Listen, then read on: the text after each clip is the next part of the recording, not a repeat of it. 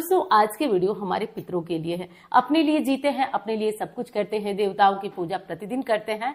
कुछ लोग देवताओं के लिए भी पूजा करते हैं, पितरों को भी दीप वगैरह जलाते हैं, लेकिन अधिकांशतः घरों में पितरों के लिए पूजन का केवल और केवल ये 15 दिन होता है।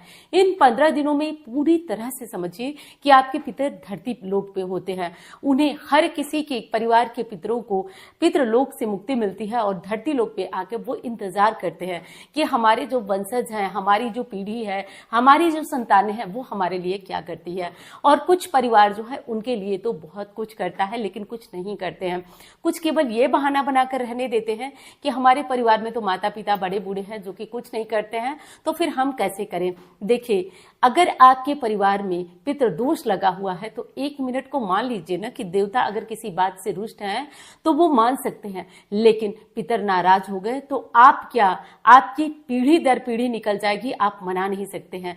पितृदोष में होता क्या है, देखिए दोस्तों, अगर एक बार व्यक्ति को पितृदोष लग गया ना तो वो चाहे जितनी तरक्की कर ले, जितने पैसे कमा ले, उसका कभी भी विकास नहीं होता। घर में संतान आना यानी कि बच्चे होना मुश्किल हो जाता है। लाख दवाइयां, डॉक्टर के पास आप पैसे दे रहे हैं, ज्योतिषियों के पास पैसे दे रहे हैं, लेकिन होगा क्या कि आपकी संतानें नहीं होंगी, वंश वृद्धि हो ही नहीं पाएगी। क्यों नहीं हो पाएगी? क्योंकि पितर नाराज है आपसे। और मैंने कहा ना कि एक बार देवता को तो आप मना सकते हैं, लेकिन पितरों को आप नहीं मना सकते हैं। तो ये बहुत ही सुनहरा मौका है दोस्तों, बहुत सुनहरा मौका है। आप करिएगा, पितृपक्ष के अगले समय बाद आपको चमत्कार दिखेगा। ये मैं बता रही हूँ और आप अपने ऊपर अनुभव करके अपना एक्सपीरियंस देख लीजिएगा कि ये 15 दिन के बाद कैसे चमत्कार होता है। कुछ लक्षण है जो कि जिससे कि आप जान सकते हैं कि आपके परिवार में पितृदोष लगा है या नहीं। जैसे संतान बहुत योग्य है, बेटा नौकरी भी करता है, हर तरह से कोई नशा नहीं है, कोई दुर्गुण नहीं है, फिर भी बेटे को नौकरी लगी हुई है, सब कुछ है, कोई दुर्गुण नहीं है, फिर भी उसकी शादी नहीं हो पा रही है।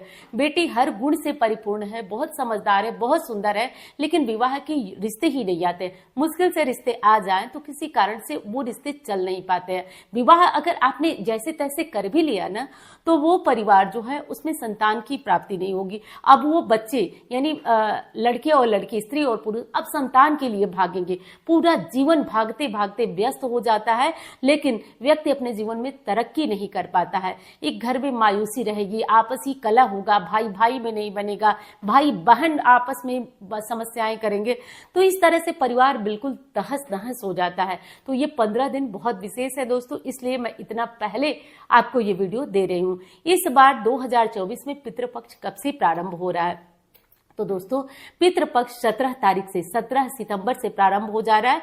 और कब तक रहेगा? तो रहेगा आपका 2 अक्टूबर तक, 2 अक्टूबर तक रहेगा।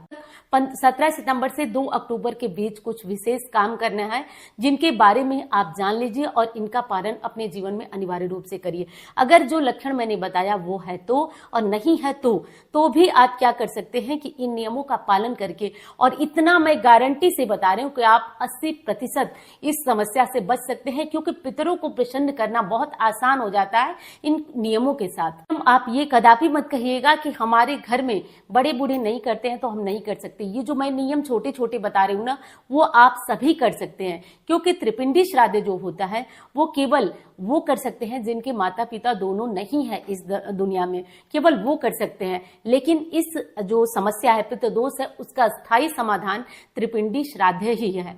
तो त्रिपिंडी श्राद्ध करा लेने से व्यक्ति कम से कम भी पूजा पाठ करा देता है। एक साधारण चीज कही जाती है कि हम अपने पितरों को बैठा दिए मतलब कि उनको प्रार्थना किए हैं कि वो जहां पितृलोक में रहें, उनके लिए हम मंत्रों द्वारा, विभिन्न तरह की जो मंत्र होते हैं उनके द्वारा उनको प्रसन्न करके गया में, पिचास मोचन में या गंगा नदी के तट पर हम उनकी शांति की प्रार्थना कर लिए हैं। और विभिन्न मंत्रों द्वारा एक प्रोसेस होता है जो कि पितृपक्ष में ही होता है। तो ये इसका स्थायी समाधान है। लेकिन ये नहीं करा पाते हैं तो आप घबराएं नहीं, क्योंकि ये मैं जब कुंडली देखती हूँ, बात करती हूँ, तो लोग एक चीज कहते हैं कि दीदी हमारे परिवार में बड़े लोग तो नहीं मानते, हमारे सास ससुर तो नहीं मानते हैं।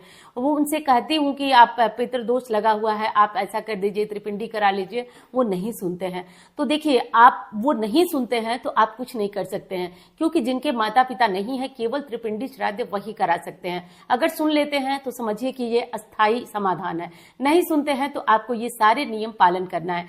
जिन लोगों के घर में पितृदोष नहीं है, तरक्की चाहते हैं, वो भी इस नियम का पालन करें। जिन लोगों के घर में है वो भी करें, जिनके घर में त्रिपिंडी श्राद्ध वगैरह हो चुका है वो भी करें, जिनके घर में विवाह हुआ है वो भी इस उपाय को कर सकते हैं। क्योंकि ये मैं तर्पण नहीं बता रही हूँ, छोटे छोटे नियम बता रही हूँ जिससे कि आप अपने जीवन में सुखी और संपन्न होंगे, गारंटी के साथ बता रही हूँ। बहुत दिन तक नहीं करना है, केवल 15 दिन आपको इन नियमों का पालन। पहला प्रश्न ये है कि आप पितृपक्ष में भी पूजन करेंगे अपने देवताओं का पूजन करेंगे और अपने पितरों के लिए तर्पण करेंगे। तर्पण कौन कर सकता है? तो देखिए, जिनके माता पिता दोनों में से कोई नहीं है या दोनों नहीं है वो तर्पण करे।